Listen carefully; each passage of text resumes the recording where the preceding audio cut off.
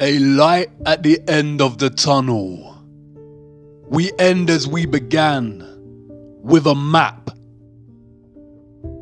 You've been so busy focusing on Antarctica and all the lies of the satanic cabal that you forgot to examine the location that brought you here in the first place. The North Pole at the center of Gleason's map and the flat plain we call Earth. Gerardus Mercator was a Flemish geographer and cartographer and is responsible for the Mercator projection for navigation, in which north is up and south is down. It is pretty much the same map we refer to today as the standard map of Earth. A year after his death in 1595, Mercator's family compiled his life's work into an atlas, which contained his earlier works. Here is one of his atlases, produced in 1569. The map's polar extremities of north and south are represented by huge bodies of land. In panel 13, a more detailed look of the North Pole or the Arctic is provided. It shows a quasi-circular body of land at the North Pole, separated into 4 quadrant continents, with what appears to be an island in the middle. Mercator's 1595 world map presents this Arctic region in more detail. The body of land or rock in the center of these 4 quadrant continents here is called Rupes Nigra, which translates to black rock. The official historians of the world tell us that Mercator's vision and influence came from the text Inventio Fortunata, a conveniently lost book containing a description of the North Pole as a mountain surrounded by a giant whirlpool and 4 continents with 4 directional rivers. Historians date the book to being created in the late 14th century and tell us that no pages or extracts of the lost book have ever been discovered. There are a vast amount of maps from this era, from all different cultures, that depict the North Pole in a similar way.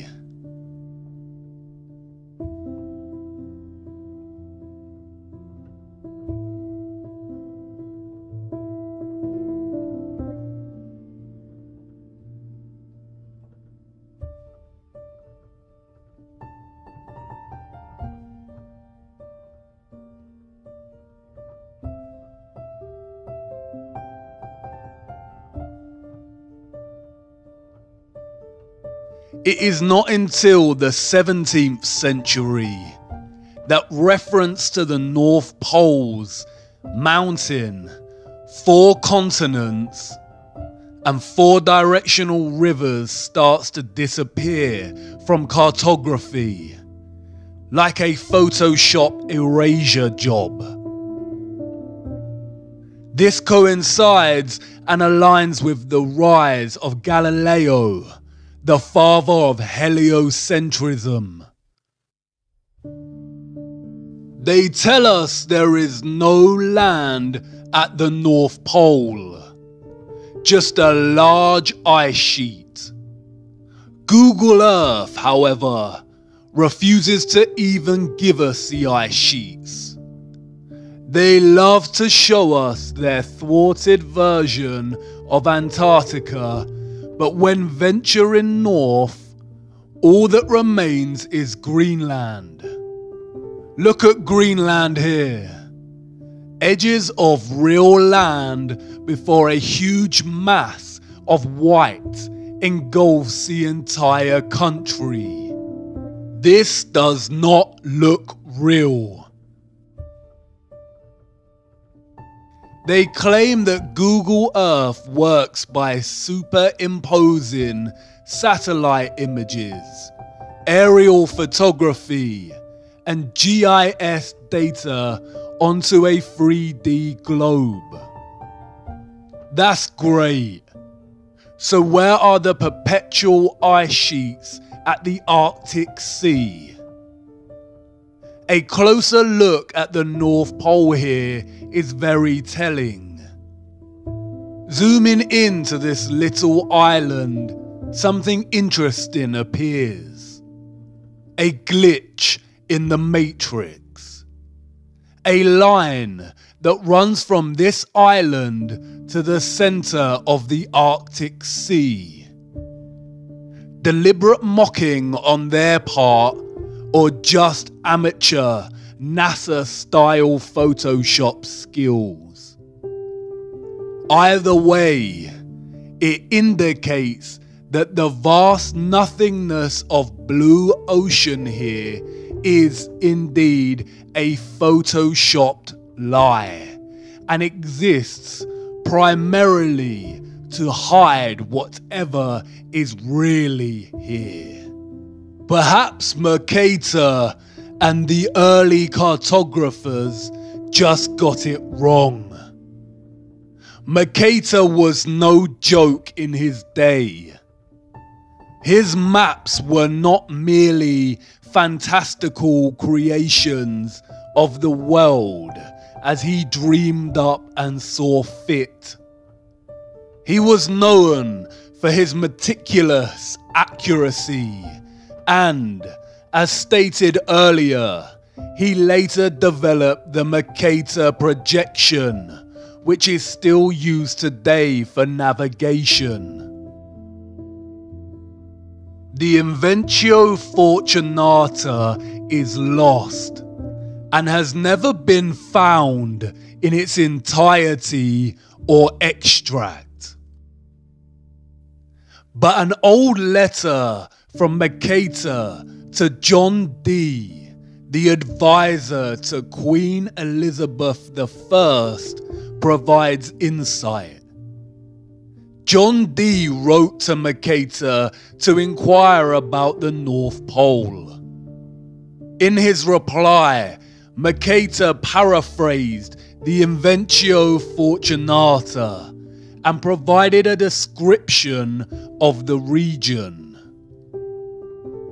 In the midst of the four countries is a whirlpool, into which there empty these four indrawing seas, which divide the north, and the water rushes round and descends into the earth just as if one were pouring it through a filter funnel. It is 4 degrees wide on every side of the pole. That is to say, 8 degrees altogether, except that right under the pole there lies a bare rock in the midst of the sea. Its circumference is almost 33 French miles, and it is all of magnetic stone, and is as high as the clouds. It is black and glistening. In Johann Ruysch's 1508 map, the North Pole is represented in a similar manner, and the map's legend states, "It is written in the Book of the Fortunata, under the Arctic Pole there is a high magnetic rock, 33 German miles in circumference. A surging sea surrounds this rock as if the water were discharged downward from a vase through an opening to 4 mouths below. Around are islands, of which 2 are inhabited. Here the ship's compass loses its property, and no vessel with iron on board is able to get away. A magnetic rock or mountain at the center, at the North Pole, with the northern star Polaris fixed right above, unchanging, while the rest of the stars and constellations in the firmament revolve around it. Could the source of all magnetism and electromagnetism on Earth emanate from this magnetic mountain? It is an undisputable fact that compasses point north. But the satanic cabal tell us that the Earth is a spinning globe with 2 magnetic poles, the north and the south. Yet no matter how far we go south, the compass's needle never shifts and begins pointing south. It always points north. Is the north's magnetic pole just stronger than the south's and able to overpower it no matter how south you go? Or is somebody lying? And what about this whirlpool? The vortex at the center? Do the oceans really collect through 4 rivers and descend into the earth itself like a funnel or a vase? Would that even be possible? Do you remember what happened to water in the bowl with the magnet? Water is diamagnetic. It would certainly resist a large magnetic mountain. Is the North Pole really Earth's very own rabbit hole? And again, if this were true, why lie?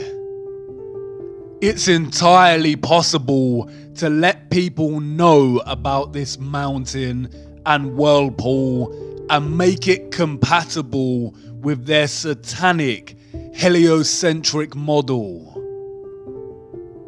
The rabbit hole goes a lot deeper than you realize. It's hard to imagine a bigger secret than flat Earth itself, the firmament, the giant trees and quarried land. But there is one. It could very well perhaps be the most satanic lie of them all, just perhaps. As always, the clues are hiding in plain sight, in the symbolism, in the mythology, the language, the metaphors, the movies, waiting patiently to be discovered. If we were to take them at their word and believe that Mercator and other renowned cartographers of the time were just influenced by a now missing book, the journey would end here. But by now, we know better than that. History is a corruption. The truth has been shattered, fragmented, mythologized, and scattered. All cultures throughout time have spoken of an ancient and sacred land. The ancient Greeks called this place Hyperborea, a land of perpetual sun. They said the people of Hyperborea were giants that lived for 1,000 years and enjoyed a life of happiness. Look at that word. Hyper is a prefix meaning beyond, and Boreas was the god of the north wind. Hyperborea, beyond the north wind. It is reminiscent of another word, the Aurora Borealis, the Northern Lights. The Hindu and Buddhist traditions speak of this legendary land as Shambhala. In Buddhist mythology, Mount Meru has its roots in hell and its summit in heaven, and is the bridge between Earth's realms.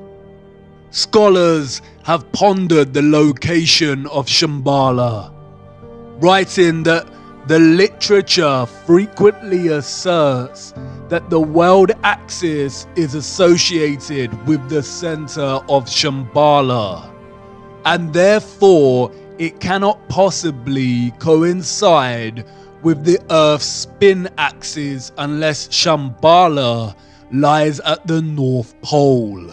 Numerous sources support the tradition that Shambhala once lay near the North Pole.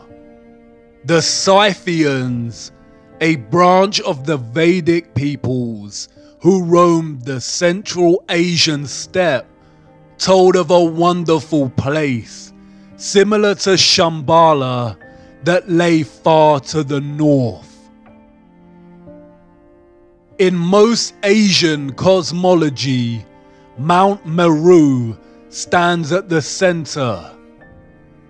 Look at the cosmological geometry here. Mount Meru at the center with 4 surrounding continent lands. In the fountain source of occultism, Paraka writes, this spot is the summit of what in the Hindu Puranas is called Shvetadvipa, Mount Meru or Sumeru. It is the North Pole of the Earth.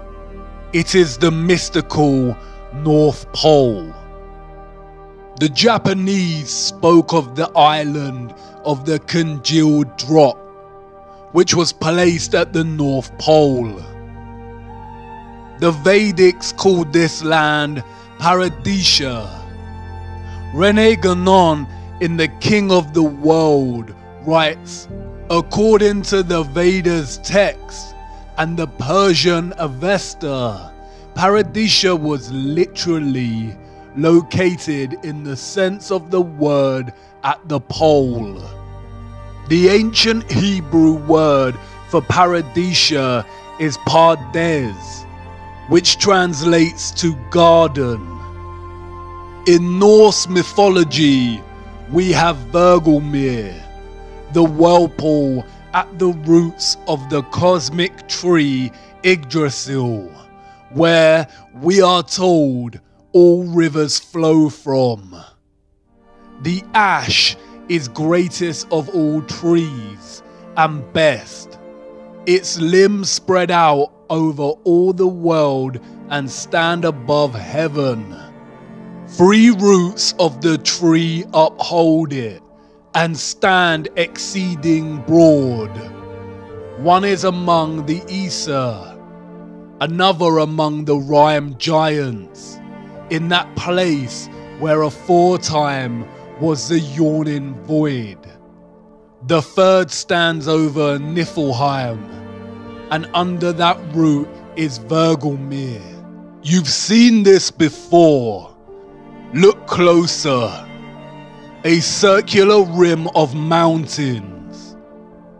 Perhaps at first mistaken for the Antarctic ice ring. But compared to Mercator's 4 continents, surrounding Rupes Nigra, a circular rim of mountains. In the Bible, this land is called the Garden of Eden.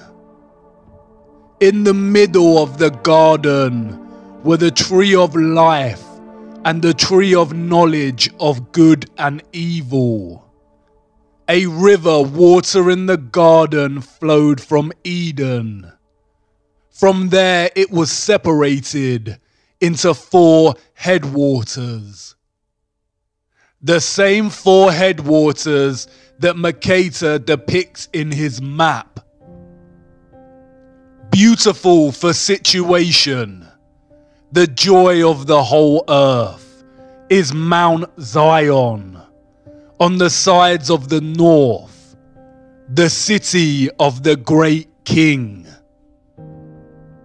It has many names: Mount Zion, Mount Meru, Sumeru, Rupes Nigra, the Axis Mundi, the Cosmic Axis, the World Pillar, the World Tree, the Tree of Life.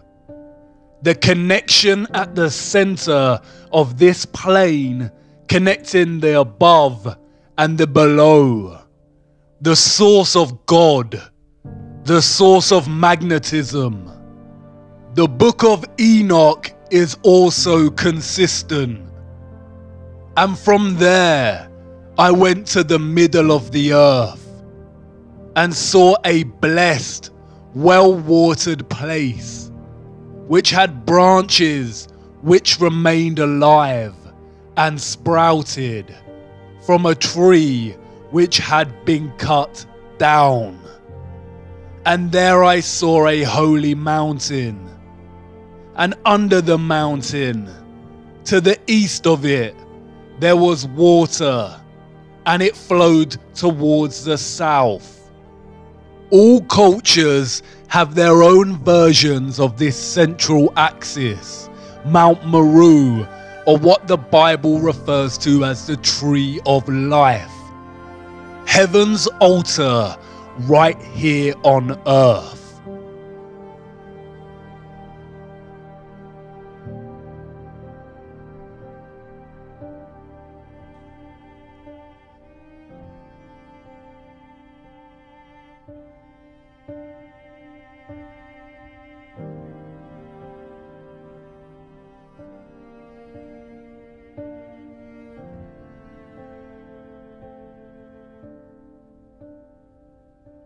William D. Warren in Paradise Found states, "Is anywhere in the temple of nature there was to be an altar, it could only be here. That it was here finds a fresh and unexpected confirmation in the singular agreement of many ancient religions and mythologies in associating their paradise tree with the axis of the world, or otherwise with equal unmistakableness, locating it at the Arctic pole of the earth. The North Pole is truly the land of 1,000 names. In accounts of his voyage in search of the Garden of Eden, Irish Saint Brendan, also known as the Navigator, journeyed to the north past Iceland and Greenland and recounts seeing great crystal pillars. A lot of Celtic mythology centers around the northern regions, with many believing that the real location of the Arthurian Avalon is actually at the center, the North Pole. Interestingly, the same John Dee that wrote to Mercator claimed that King Arthur conquered the far northern region. According to John Dee, another missing text, the Gestae Arthuri apparently contained an account of Arthur's expedition to the North Pole. Another text, the Legis Anglorum Londonis Collectae, testifies to this same expedition. Through Celtic mythology, King Arthur became associated with the North constellation, the Great Bear, otherwise known as Ursa Major. By Sir Walter Scott's day, King Arthur had become firmly associated with the Pole Star, or Polaris. In his 1805 work, Lay of the Last Minstrel, he states, Arthur's slow wane his course doth roll, in utter darkness round the pole. The northern bear lowers black and grim, Orion's studded belt is dim. The symbolism speaks louder than the corrupted history.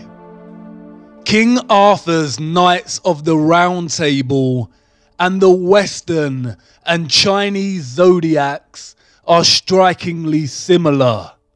The Chinese zodiac table. It is our flat earth.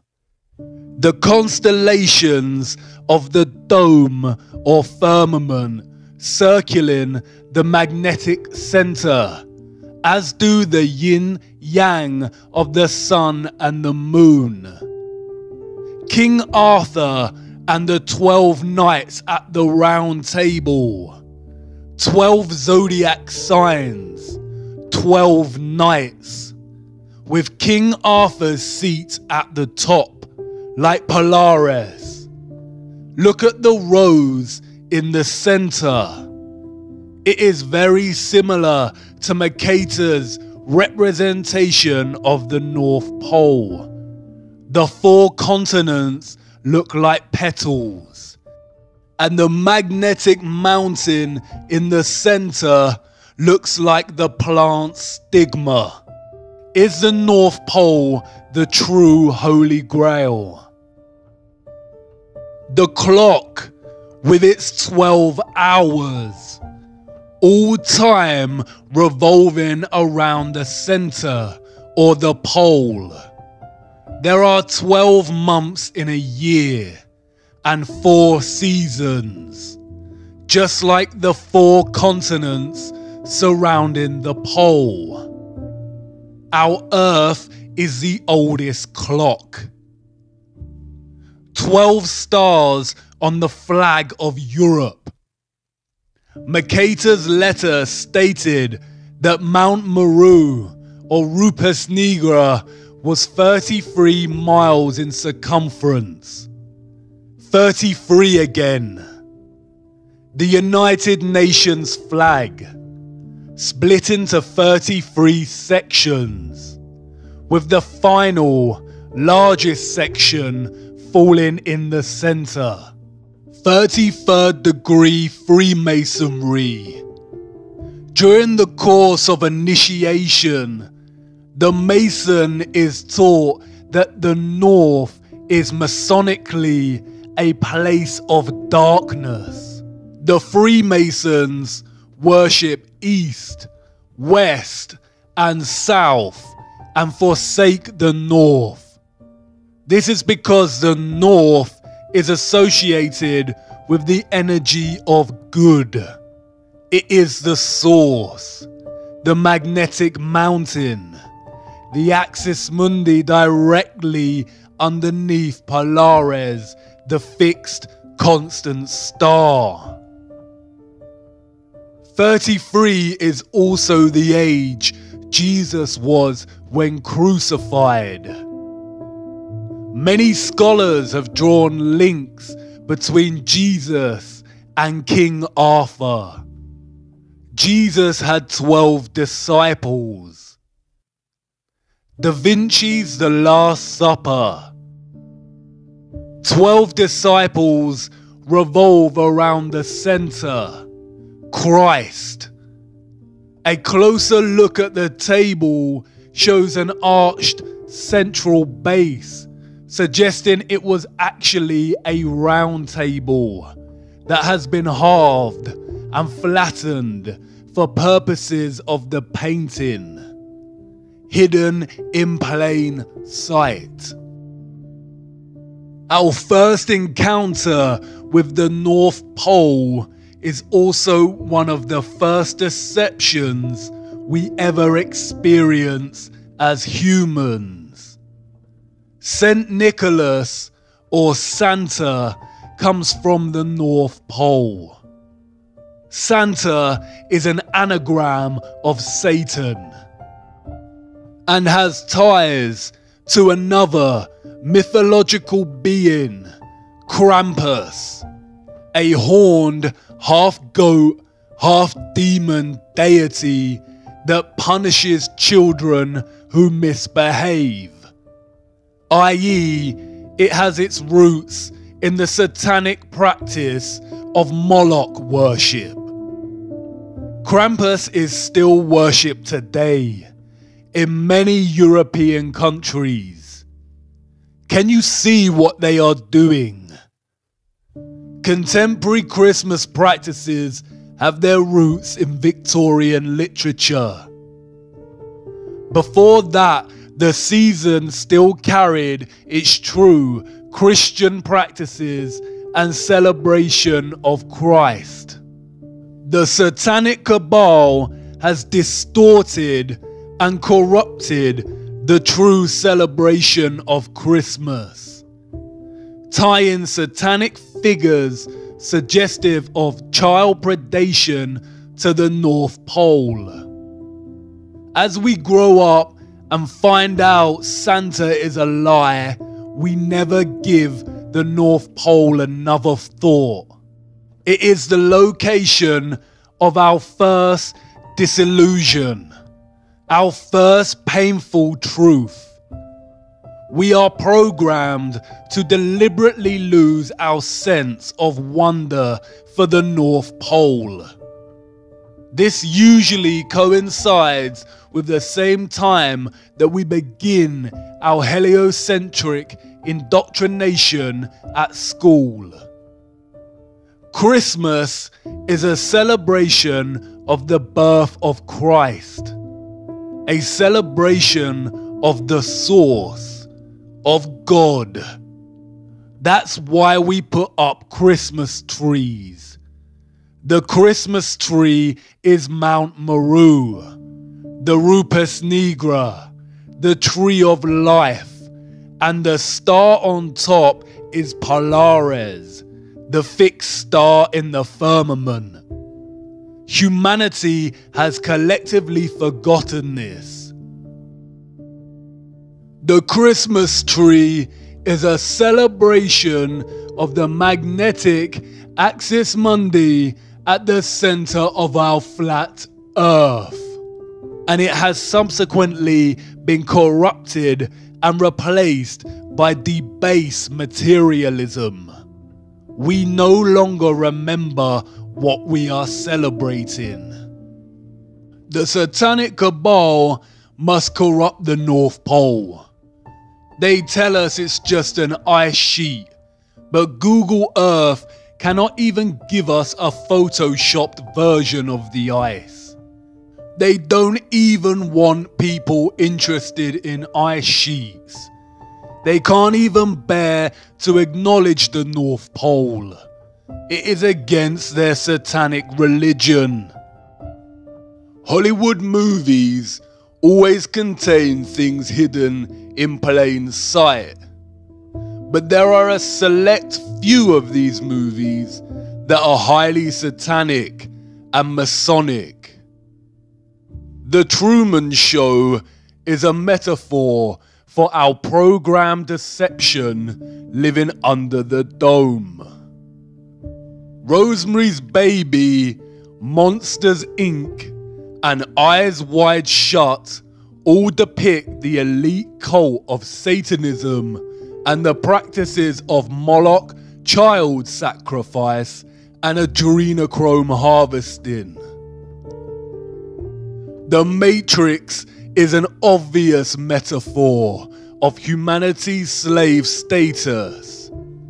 The Matrix itself being the programmed deception cast upon humanity, who have no clue to the true nature of their reality. But there is another film, probably the most Masonic of them all, The Wizard of Oz, Dorothy's journey through the land of Oz. Notice the red shoes. Do you remember what Macaulay Culkin said about the red shoes? Dorothy and her unlikely band of friends must follow the yellow brick road to the Emerald City to ask the wizard if she can be sent home. The author, Lyman Frank Baum, developed maps for his land of Oz. Does this remind you of something? 4 lands or continents surrounding the central Emerald City, just like the North Pole in Mercator's map. Look at the representation of the Emerald City in the film. Look at the domed halo surrounding the city. Much like the halo we see with representations of Christ. But does it remind you of something? Look closer. Columns. Basalt columns. The magnetic tree of life at the center, also cut down in our history. The Emerald City. What else emits an emerald green glow? The Aurora Borealis. The Northern Lights. Look at the yellow brick road in the film. A swirl to the center. A whirlpool of sorts. Somewhere over the rainbow. The rainbow again. The Bifrost Bridge from Norse mythology. A path between heaven and earth. Between Midgard and Asgard. Bifrost means the swaying road to heaven. In Islam, it is called Al-Sirah, the narrow bridge people must pass in order to enter paradise. Look at the ancient Siam city in Thailand. This is supposed to be a recreation of Sumeru Mountain. Look at the bridge you have to cross on your journey. And what about the whirlpool at the center? Mercator described it as a filter funnel. Norse mythology labels it as Vergelmir, or the world's well. Could there really be a whirlpool opening in the center of Earth, caused by the magnetic tree of life, in which the oceans flow down into?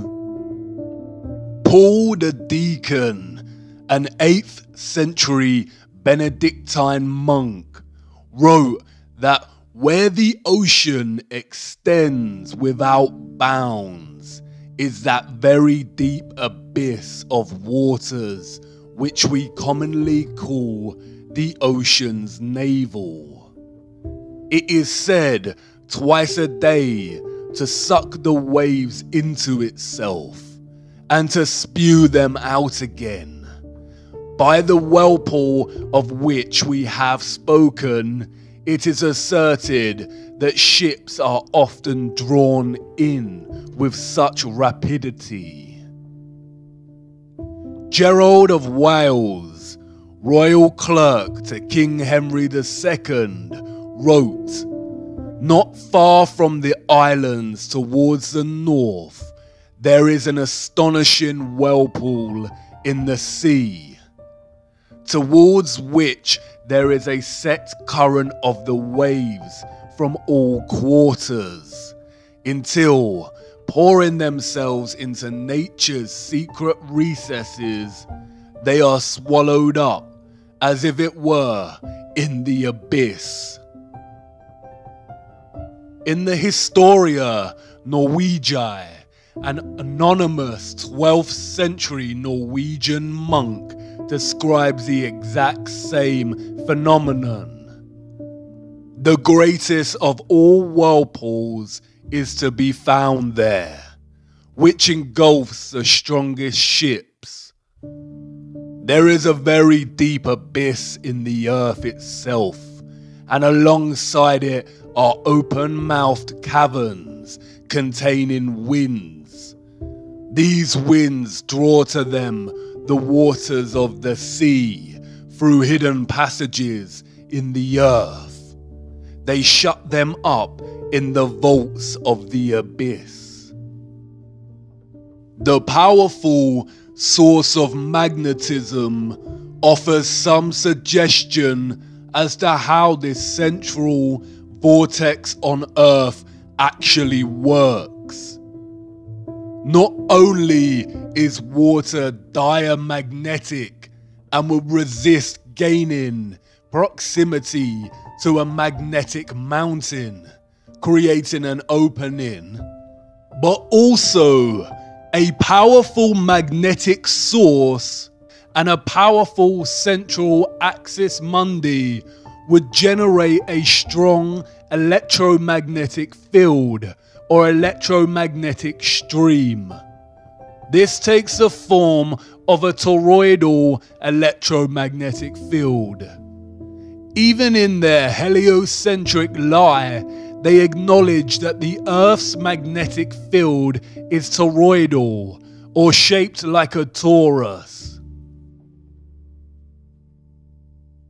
The name Mercator or Mercator produces the 7-letter anagram creator or creator, tor, toroidal or torus. The source of the toroidal magnetic field lies at the center, or the bull's eye, the bull, the torus.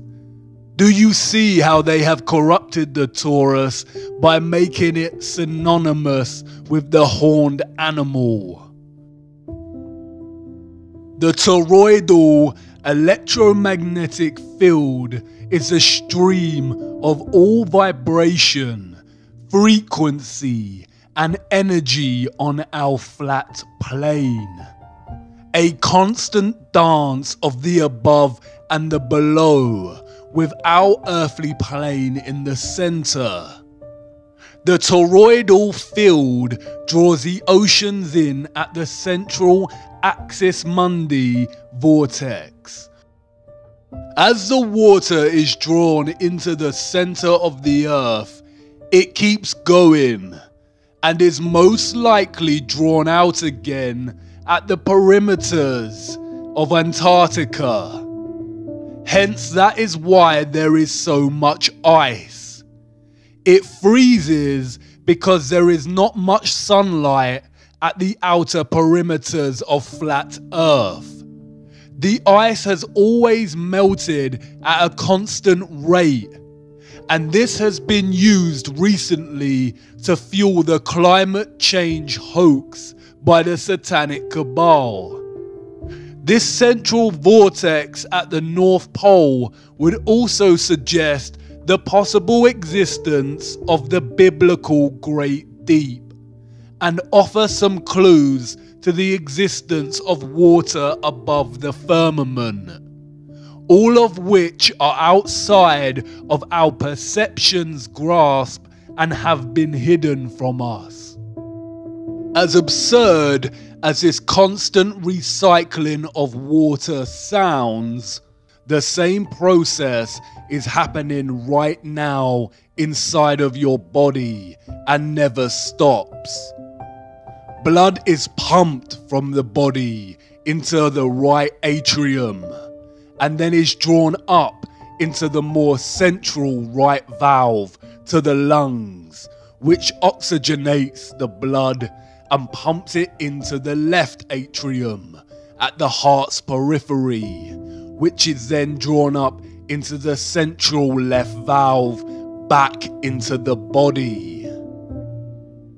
Speaking of the stars in the firmament, Enoch said that we shall err and take them to be gods.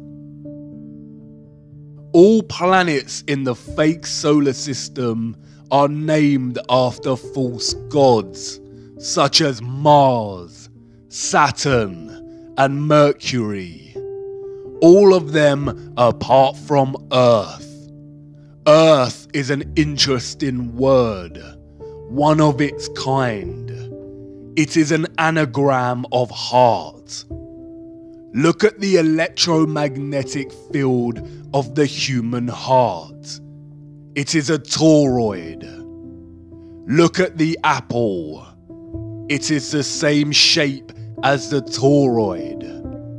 What fruit did Satan tempt Eve with in the garden, the center of the earth? Hidden in plain sight, as above, so below, the microcosm and the macrocosm.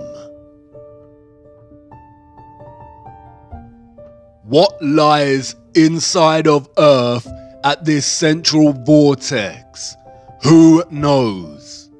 But it could explain the phenomena of the auroras at the poles.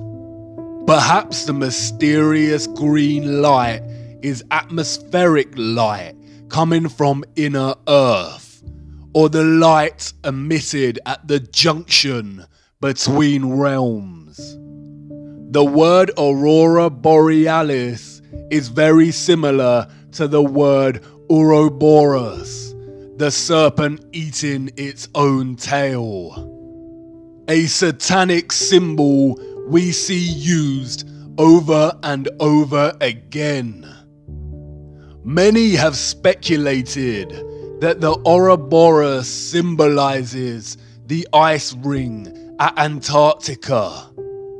Oro comes from the ancient Greek meaning for tail, and Boros comes from the ancient Greek meaning for swallow. Boros is also very similar linguistically to Boreas, god of the north wind. The Ouroboros is also present in the Norse cosmology, circling the center. The Bible referred to it as Leviathan, a creature with no mate, its tail placed inside of its mouth. It signifies how the North Pole and the Antarctic ice ring meet in the continual, infinite recycling of the oceans caused by the flow of energy from a toroidal electromagnetic field. It also symbolizes the continual dance between good and evil. The good being the Arctic North Pole and the evil being Antarctica.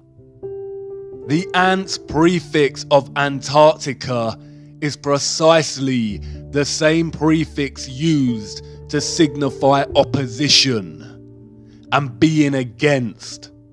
The Arctic is Christ, and Antarctica is the Antichrist. So many of the satanic elite are obsessed with Antarctica.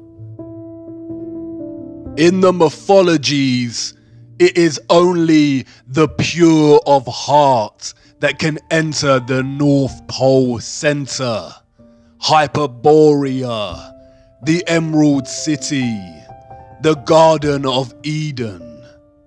And we see this motif play out over and over again in their satanic mocking of our ignorance, while they continually lead us further and further away from knowing the truth, keeping us rooted to giving our energy to their satanic matrix. The recent BFG movie shows the characters jumping into another realm at a center with a giant tree.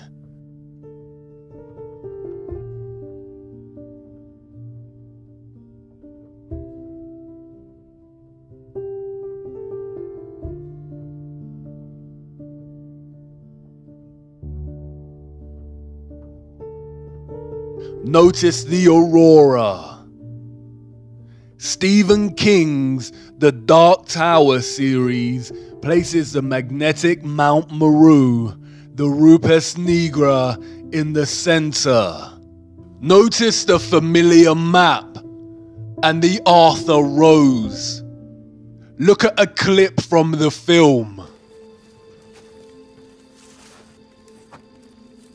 It's a map. My father showed me a map like this once.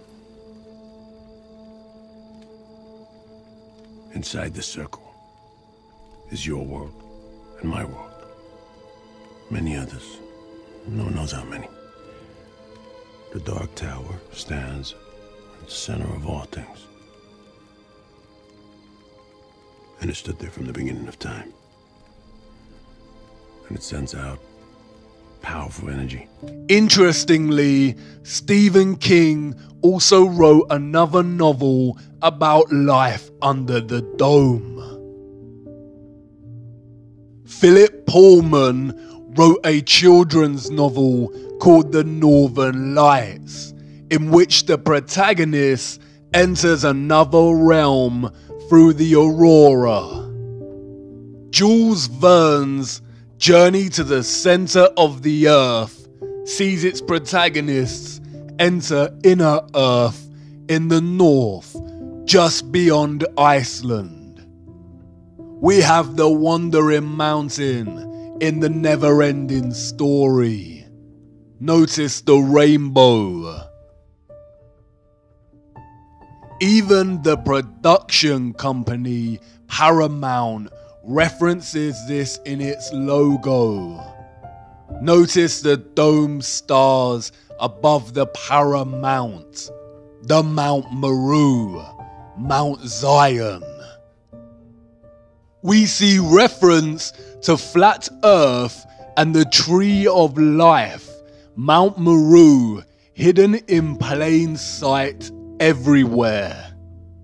George Bush International Airport.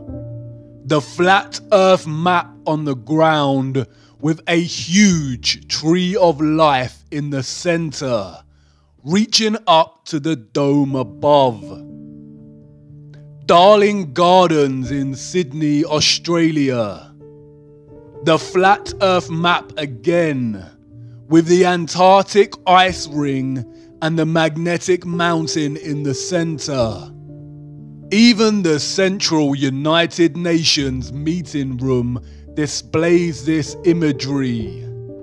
Notice the starred dome above and the grand gold pillar in the center. What about flights? Wouldn't pilots have noticed if there were a huge vortex at the center of the Earth? Well, perhaps, if they actually flew over the region. Flights are restricted, we are told, because it is too cold to fly over the Arctic and Antarctic regions. They tell us they have the technology to send people out into cold space, but not to cross the polar zones. In fact, a closer look at flight paths more generally exposes their heliocentric lie. On a globe Earth, South Africa to Australia should be a straight path over the Indian Ocean.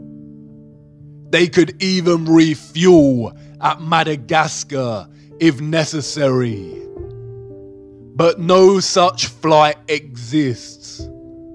They all stop off at Dubai, Hong Kong, or Malaysia. A huge detour that makes no sense on a globe, but makes complete sense when looking at a flat Earth map. It's the direct flight path on flat Earth. We are running out of time. It is important to acknowledge the remaining and resistant beauty of our world despite the vast amount of barbaric quarrying. It is undeniable that our flat Earth quarry retains aspects of beauty. Sometimes so powerful, it is described by humans as breathtaking. Although we are a species born out of the barbaric behavior of those who destroyed the Earth, Carbon-12 is not the entirety of our biological design.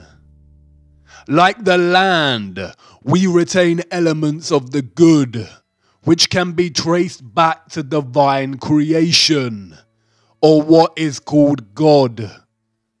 Whether you view God as a being, vibration and magnetism itself, or something else does not matter.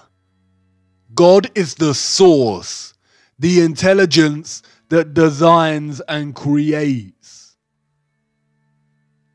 Hexagonal efficiency is just one geometric design found in living organic matter. There is a sequence and ratio underpinning all geometric shapes, life, and matter itself. These are the Fibonacci sequence and the golden ratio. The Fibonacci sequence, the mathematical sequence of adding the last two numbers that came before, starting with 1.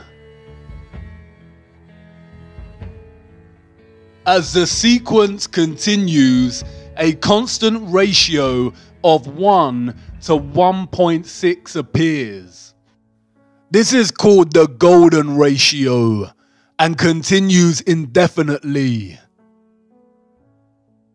To imagine what a 1 to 1.6 ratio looks like, compare it to a 1 to 1 ratio. Any rectangle with any two of the numbers of this Fibonacci sequence forms what is known as the golden rectangle, a perfect rectangle.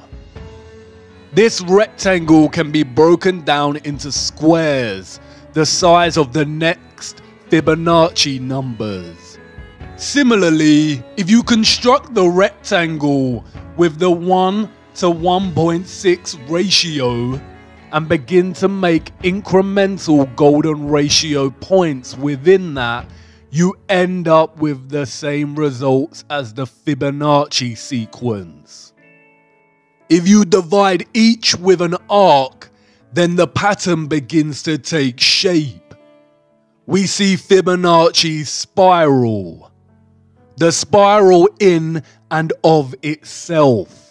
A spiral, spiraling out at the sequential ratio of 1 to 1.6. Fibonacci's spiral is literally found everywhere in the natural world, on both a microcosmic level and a macrocosmic level.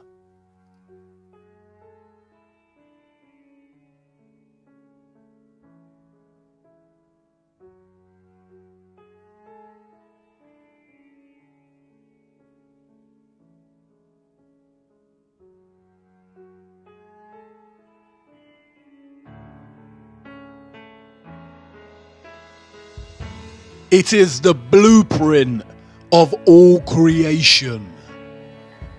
It is not a coincidence that the entire education system pretty much ignores the golden ratio and golden spiral.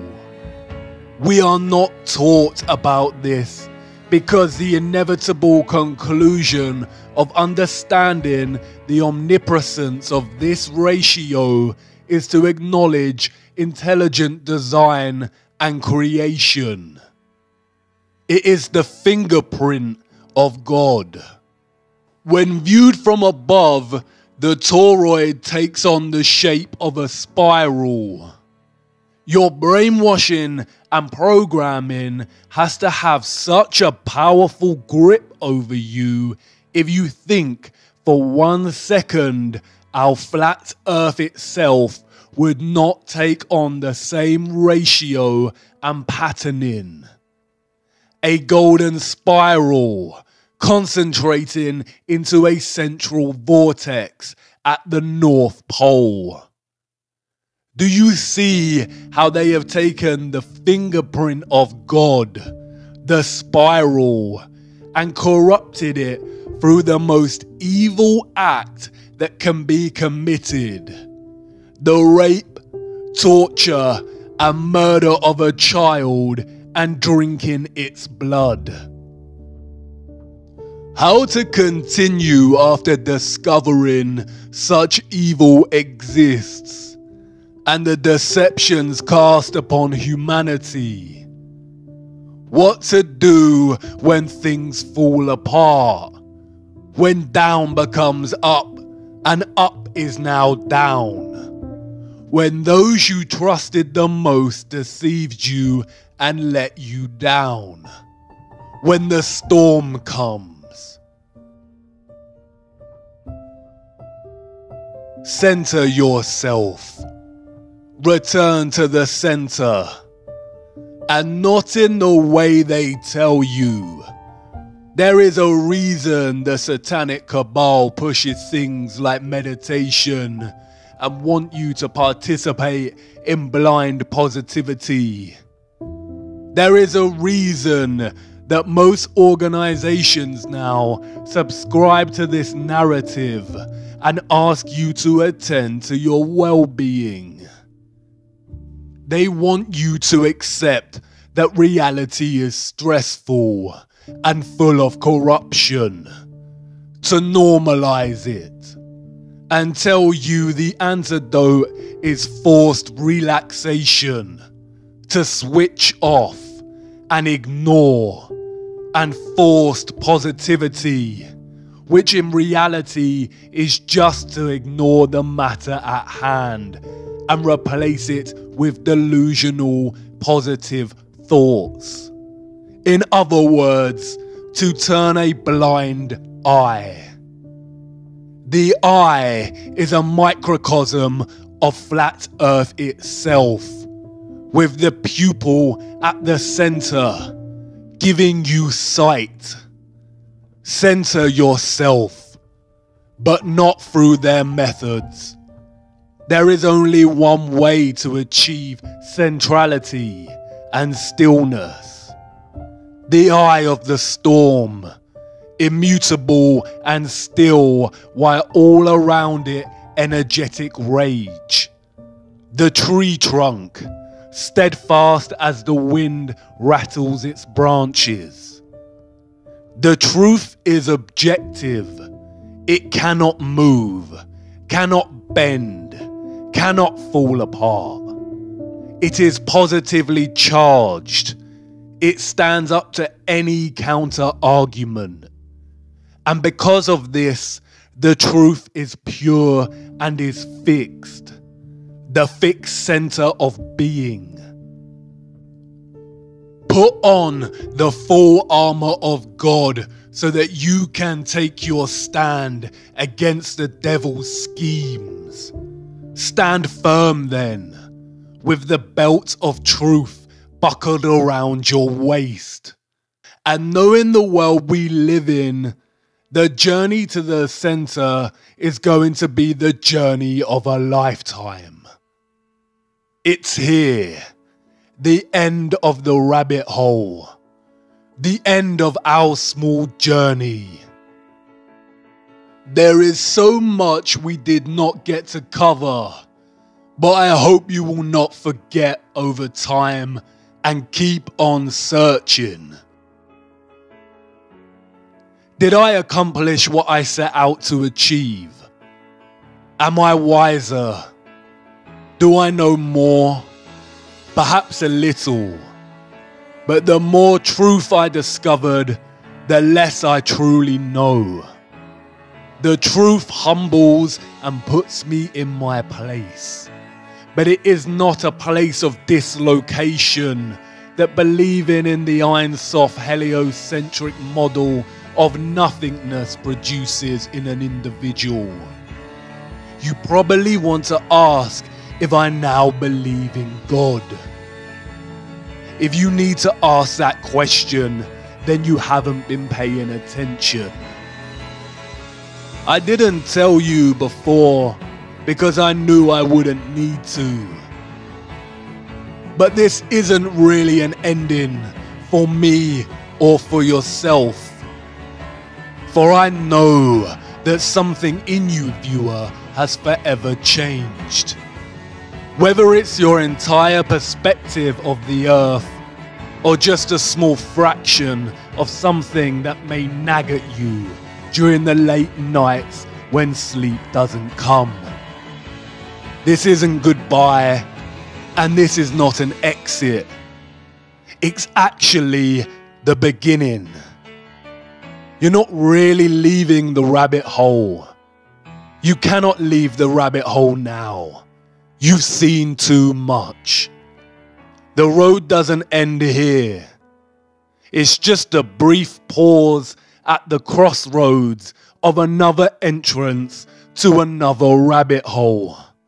The journey of a lifetime. And who knows where it will lead you, viewer. But let's hope it's closer to the center.